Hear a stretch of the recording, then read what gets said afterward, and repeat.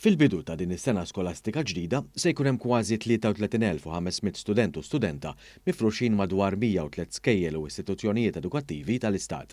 Sissa marru lura lejn il-bankijiet tal-iskejjel kważi 27,500 tifel u tifla u mill-ġimgħa d-dieħla se jidħlu kważi 6,000 student u studenta oħra fil-klassijiet tal-kindergarten. Tul is-sena skolastika eluf ta' studenti se jkunu qed jibbenefikaw minn servizzi ta' trasport bla ħlas. Kollox kważi 13,000 se jkunu qed jagħmlu użu minn dan is-servizz.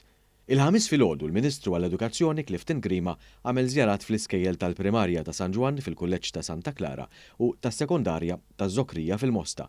Huwa qal il-ftuħ ta' din is-sena skolastika mexa tajjeb minħabba l-ħidma u diskussjonijiet ma' dawk kollha li għandhom sehem fis-settur edukattiv.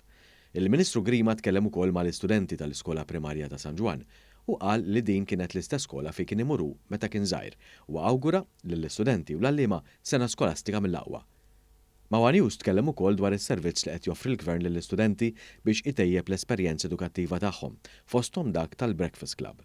Kenna applikazzjonijiet li laħqu l-eluf fihom u li allura jfisser li l-investiment li qed jagħmel il-Gvern fis-sistema edukattiva tagħna qed iħalli frott tiegħu u anke l-ġenituri li nsemmulhom minn hawnhekk għal kollaborazzjoni kbira li sibna madwar il-pajjiż kollu qegħdin jibbenefikaw propju billi jaraw it-tfal tagħhom jieħdu l-aqwa servizzi edukattivi possibbli. Dan l-istazzjon tkellem ukoll ma' Sur Mast tal-istess skola David Caruana li rimarka li għal ċerti studenti din hija l-ewwel sena mingħajr restrizzjonijiet tal-COVID-19. U qal li l-ħidma li saret f'dawn l-aħħar xhur sarfet sabiex l-ewwel ġranet ta' sena skolastika diġà kienu suċċess. Sissa morna tajjeb, ħdimna ħafna fis-sajf kemm jiena u kemm l-assistenti tiegħi u kemm l-allima wkoll ġifieri kull min involut u kuntent kif bdejna sissa. Intant il-Kurja ħarġet stqarrija li fiha spjegat li reġgħu lura fl-iskejjel tal-Knisja aktar minn 16,000 student flimkien ma' 3,000 edukatur.